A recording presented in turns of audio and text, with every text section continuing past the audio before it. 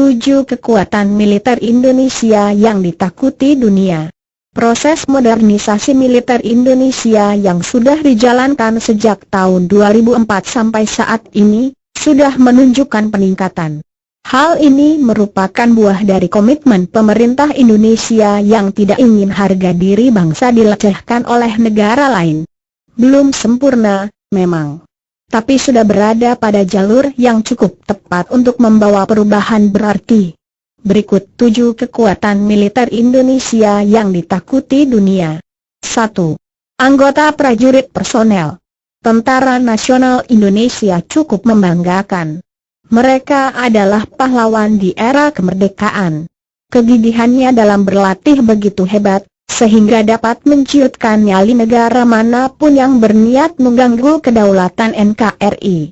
Pada tahun 2016, dalam skala global, Indonesia menduduki urutan ke-12 dunia sebagai negara dengan kekuatan militer terkuat. Saat itu Indonesia berada di bawah Polandia dan di atas Australia. Dengan total populasi lebih dari 250 juta penduduk, jumlah personel militer Indonesia mencapai 129.075.188 orang. Bila dilihat secara keseluruhan, terdapat 107,5 juta lebih yang siap untuk maju berperang ketika dibutuhkan. Sejumlah 476.000 diantaranya adalah personel garis depan, yang didukung oleh sekitar 400.000 personel cadangan. Bahkan Indonesia juga memiliki Special Force Army atau biasa disebut Kopassus, salah satu unit khusus yang paling ditakuti di dunia. 2. Persenjataan darat. Kelengkapan alat persenjataan darat yang dimiliki, membuat militer Indonesia tak bisa dipandang remeh. Pada tahun 2015, Indonesia menduduki peringkat 12 dunia, setelah setahun sebelumnya hanya menduduki posisi 19. Alat tempurnya lumayan lengkap.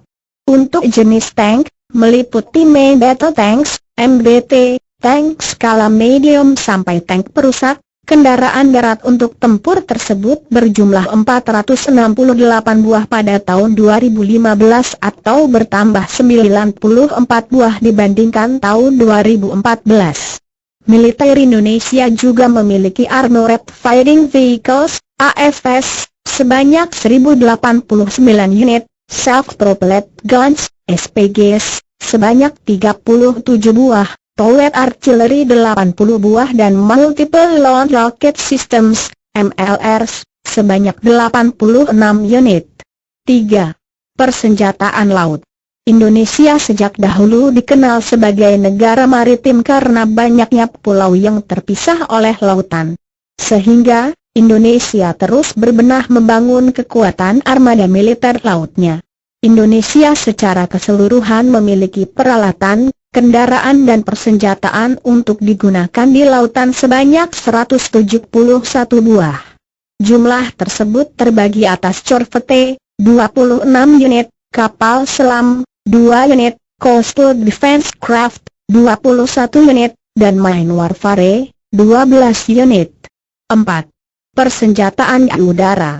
Indonesia juga sudah memiliki banyak persenjataan udara, baik pesawat tempur hingga helikopter pengangkut yang juga bisa berfungsi dalam peperangan. Rusia adalah salah satu negara yang selalu menjadi langganan RI dalam pembelian alutsista udara.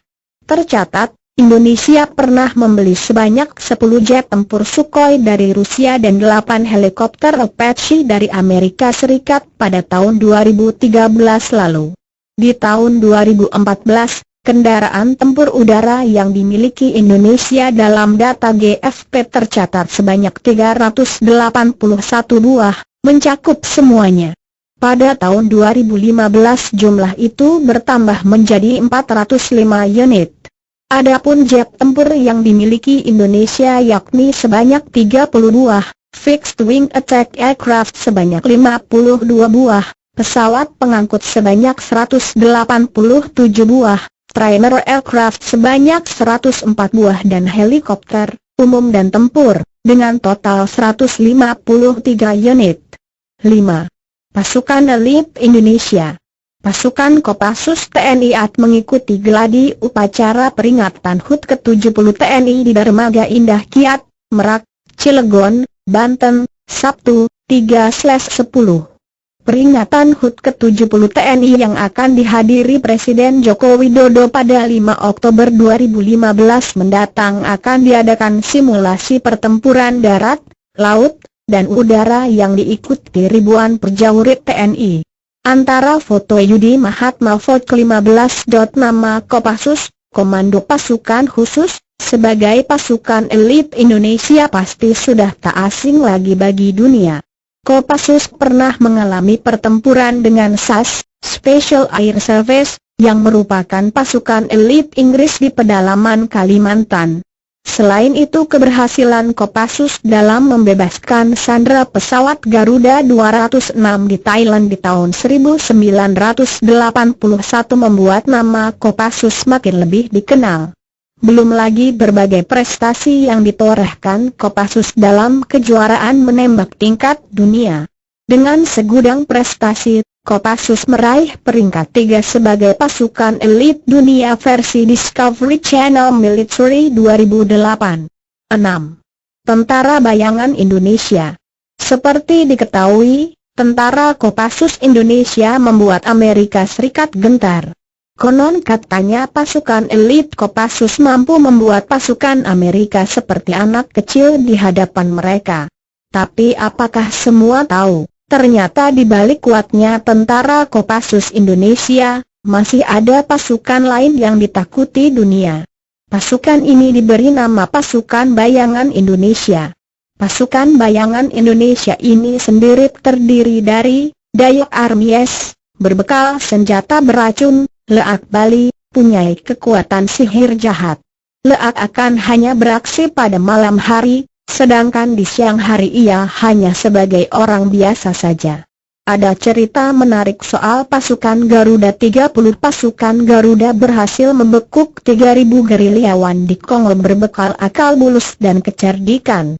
Ceritanya, Desember 1962 di Kongo sedang bergolak.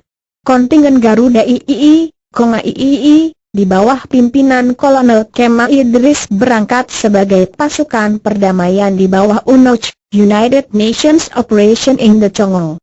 Saat itu kelompok milisi di bawah pimpinan Moises Tsombe ingin lepas dari pemerintah Republik Demokratik Kongo pimpinan Presiden Kasavubu.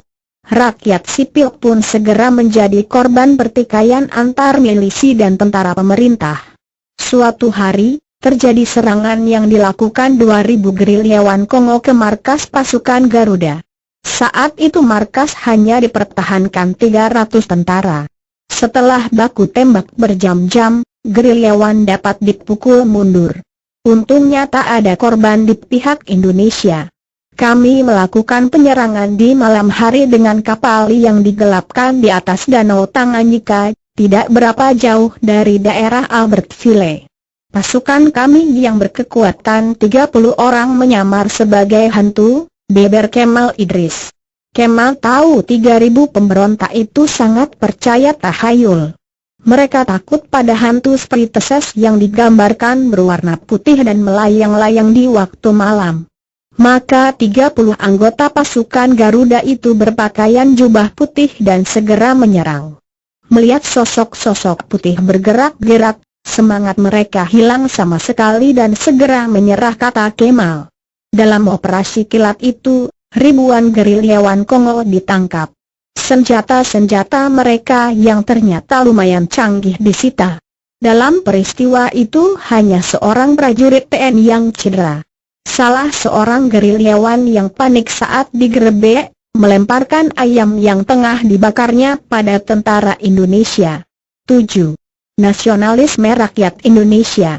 Kepala Staf TNI Angkatan Darat Jenderal Budiman mengatakan sistem pertahanan Indonesia berbeda dengan sistem pertahanan di negara lain. Sistem pertahanan RI mempunyai kekuatan pendukung, yakni rakyat. Ya, nasionalisme orang Indonesia sangat diapresiasi dunia.